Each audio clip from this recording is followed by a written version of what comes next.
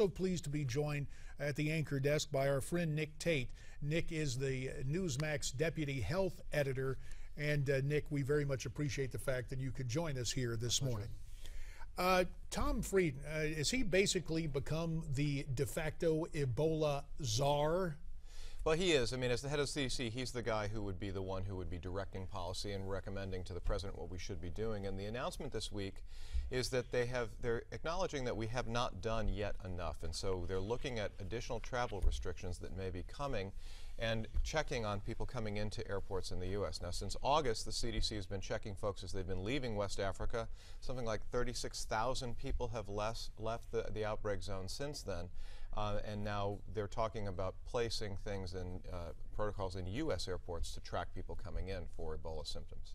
Like what kind of protocols? Well, we don't yet know. We're expecting in the next couple of days we'll get those details, but the likely things they'll be doing is checking travel histories more closely, checking passports. You can't fly directly in most cases from West Africa to the U.S. You have to go somewhere else. So the customs will check those itineraries, but also possibly some airport checks of actual fevers using these kind of spot checking devices they have. Nick, do you think it will make any difference? You know, I have two questions about this. First of all, why didn't we do this sooner?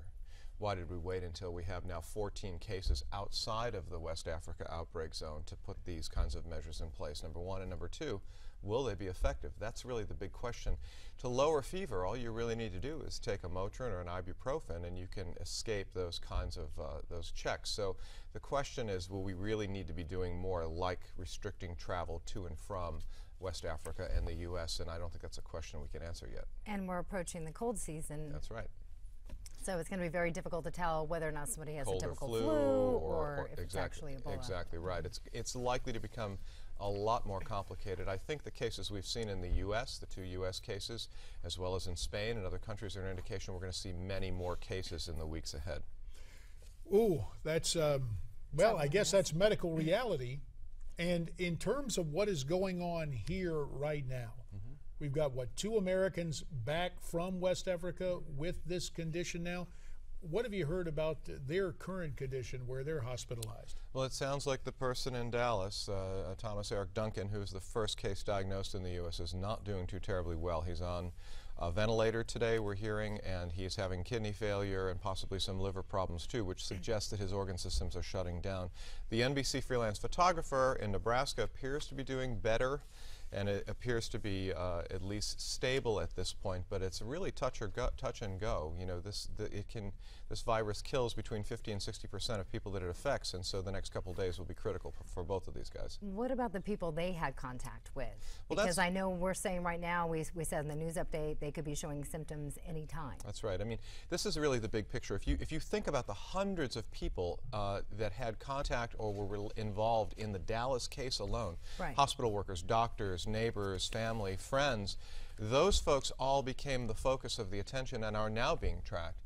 Multiply that by another dozen cases in the U.S., another 100 cases in the U.S., and you can see the enormity of the scope of this problem. That's why I think we need to be looking at tougher restrictions, things like travel restrictions to and from Africa, so we don't see more of those cases here. But it is already here, so what should we do here? We only have, what, 4 facilities in the United States that are actually equipped to handle Ebola? Well, there are 4 cases that have this higher biosafety level designation, but most hospitals are, at least in theory, prepared according to the CDC and Health and Hospital Networks. The problem is that some of the workers in those places don't believe that's true. There's a new survey out of nurses that found that 60% of nurses do not believe that their healthcare facilities are actually equipped to handle a big influx of cases. Oh, joy. Sorry, but, yeah, well, you know, this is a tough story. This is a tough story. That's why we're going to ask you to stick around, Nick. We're going to come back and talk more about this. But hearing from 60% of the nurses that they don't have confidence in the place they work to contain this or deal with it, it's harrowing to say the least. Your reaction, why don't you tweet us your comments at Newsmax TV, #America's Forum. And America's Forum is coming right back.